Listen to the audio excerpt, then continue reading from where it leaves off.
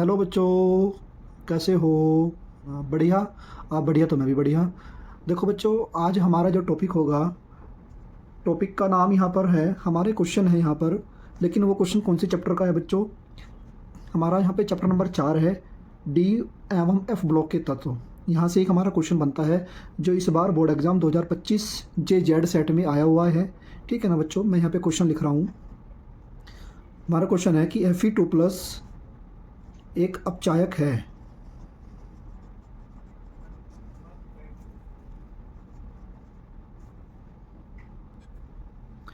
एक अपचायक है।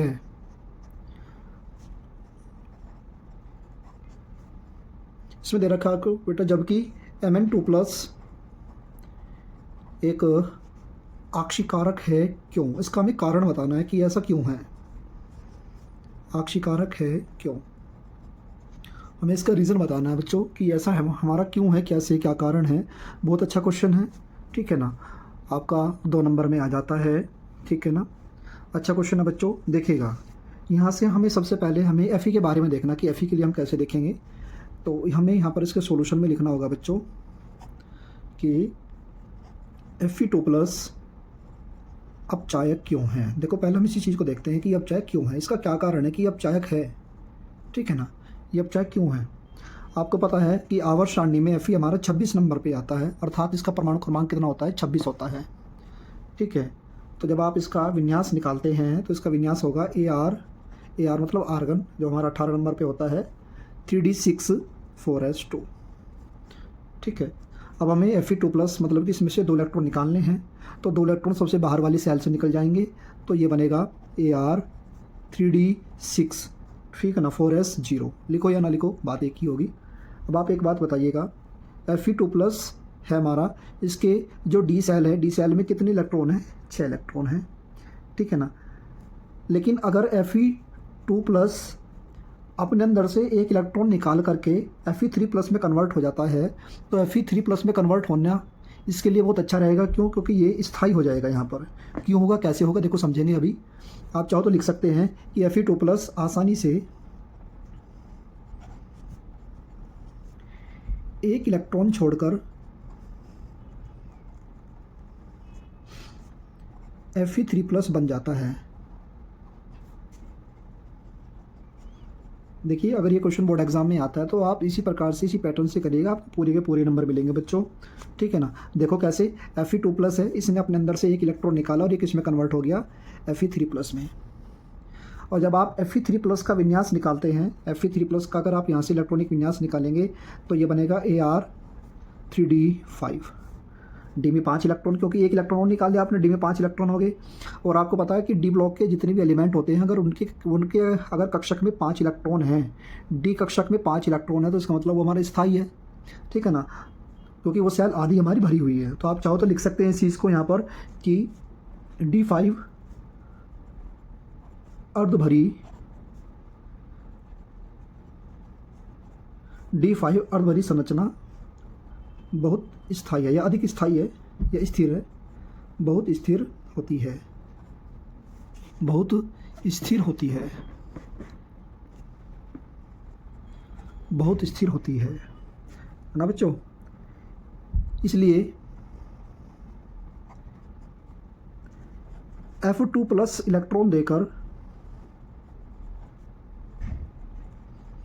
F2+ electron देकर F3+ बनना अधिक पसंद करता है। मतलब क्या हुआ इसका? क्योंकि इसको पता है कि Fe2+ को कि अगर मैं अपने अंदर से एक इलेक्ट्रॉन निकाल दूंगा तो मेरे डी कक्षक में 5 इलेक्ट्रॉन हो जाएंगे, अर्थात मेरी सेल जो अर्ध सेल है, मेरा जो कक्षक है वो कक्षक आधा भर जाएगा, और आधा भरते ही मैं क्या हो जाऊंगा? स्थायी हो जाऊंगा, ठीक है ना बच्चों। इसी कारण आप लिख सकते हैं इसमें थोड़ी सी और बातें। इसी कारण Fe2+ एक प्रबल अपचायक है,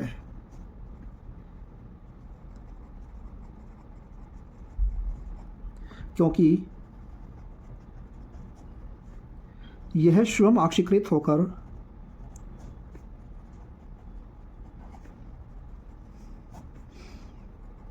क्योंकि यह स्वयं आक्षीकृत होकर दूसरों का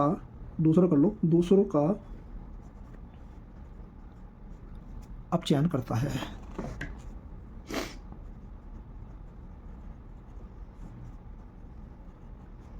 दूसरों का अपचयन करता है ना बच्चों। इतनी बातें समझ में आई। देखिएगा, तो हमने इसमें पढ़ा है कि हमारा कैसे Fe2+ एक अपचायक है, ठीक है ना। अब हम यहाँ से बात करते हैं। हमारा क्वेश्चन में इस प्रकार से दे रखा था कि Fe2+ एक अपचायक है, वो भी हमने देखा, पढ़ा अच्छे से कि इसमें हमारा कैसे कैसे अपचायक होगा। अब हम देखेंगे कि Mn2+ एक आक्सीकारक है, क्यों है, इस चीज़ को समझेंगे यहाँ पर। अब हम देखिएगा, यहाँ पे आप चाहो तो लिख सकते हैं कि Mn2+ एक अपचायक है, आक्सीकारक है क्यों, आक्सीकारक है क्यों, ठीक है। देखिएगा बच्चों, आपको पता है Mn हमारा आवर्त सारणी में 25 नंबर पे आता है। 25 नंबर का मतलब इसका अगर आप विन्यास निकालेंगे तो इसका विन्यास लगेगा 3d5 4s2।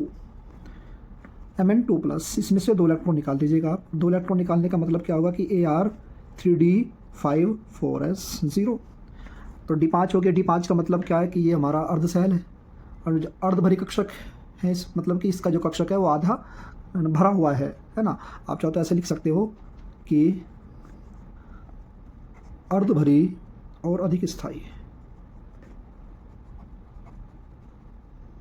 या और अधिक स्थिर भी लिख सकते हैं आप इसकी जगह यहाँ पर।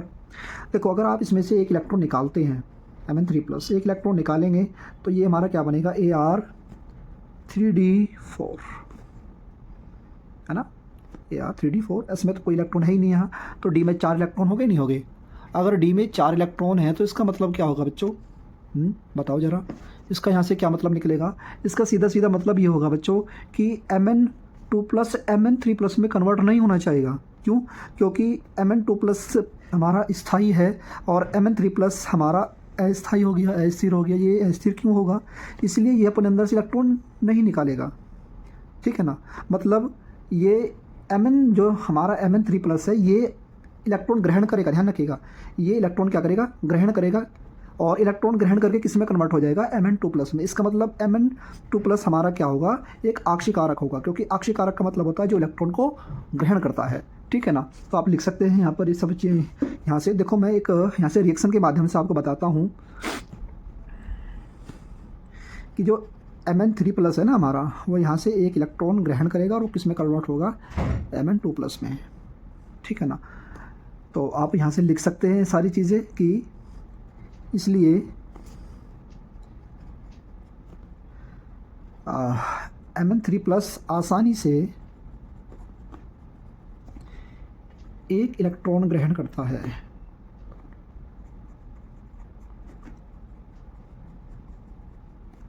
ठीक है। अर्थात आप इस लाइन को ऐसे भी लिख सकते हैं बच्चों, अर्थात Mn2+ एक इलेक्ट्रॉन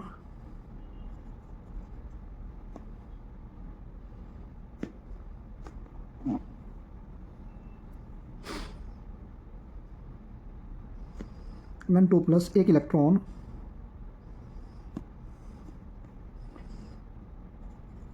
त्याग सकता है।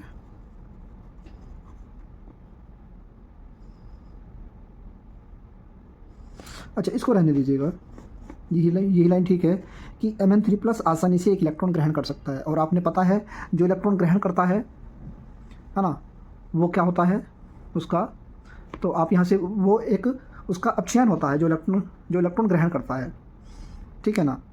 और जो इलेक्ट्रॉन ग्रहण करता है उसका क्या होता है, अपचयन होता है। तो इसका मतलब क्या होगा, लिखिएगा, इसी कारण Mn2+ एक प्रबल आक्सीकारक है ना बच्चों। इतनी बातें समझ में आई, यहाँ तक कोई डाउट है बच्चों, ठीक है ना। अगर कोई डाउट हो तो कोई बात नहीं, वीडियो को दोबारा से देखिएगा, है ना। और आपको ये वीडियो कैसा लगा बच्चों, एक बार मुझे कमेंट करके बताइएगा, ठीक है ना। और अगर कोई स्टूडेंट न्यू है तो वो हमारे इस चैनल को यहाँ से सब्सक्राइब कर सकता है, ठीक है ना। और इस वीडियो को लाइक कर सकता है ना बच्चों। ठीक है बच्चों, मिलते हैं आपसे एक नए टॉपिक के साथ, है ना। जब तक के लिए बाय बाय।